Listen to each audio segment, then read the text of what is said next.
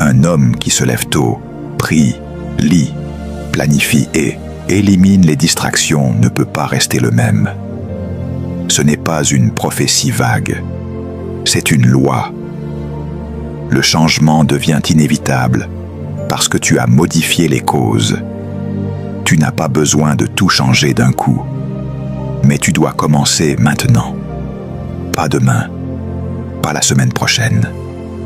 Aujourd'hui. Une discipline acceptée aujourd'hui est une élévation programmée demain.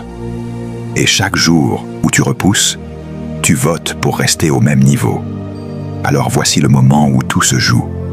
Pas dans ce que tu ressens, dans ce que tu décides.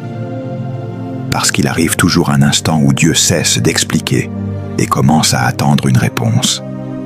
Et cet instant, c'est maintenant, pas demain, pas quand tu seras prêt, pas quand tu te sentiras fort. Aujourd'hui, parce que chaque jour que tu diffères est un jour que tu offres à ton ancien système. Tu dois comprendre ceci avec une clarté absolue. L'élévation ne commence jamais par un changement extérieur. Elle commence par une décision intérieure irréversible. Tant que ta décision est conditionnelle, ta transformation sera temporaire. Tant que tu dis « je vais essayer », ton ancien toi garde le pouvoir. Mais le jour où tu dis « je décide », quelque chose se ferme derrière toi. Tu ne laisses plus de porte de retour.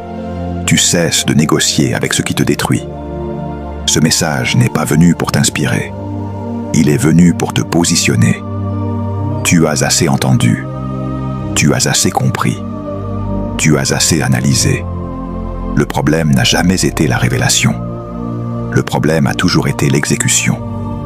Et maintenant, Dieu t'observe non pas pour te juger, mais pour voir si tu vas honorer ce que tu sais déjà. Parce que dans le royaume, la lumière reçue devient une responsabilité.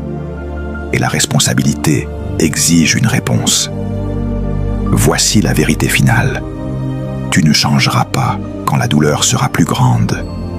Tu changeras quand ta décision sera plus forte que tes excuses. Beaucoup attendent d'être au pied du mur pour se discipliner. Mais les sages se disciplinent avant le mur. Beaucoup attendent l'échec pour se structurer. Mais les leaders se structurent avant la chute. Tu n'as pas besoin d'une crise pour changer. Tu as besoin de courage pour décider.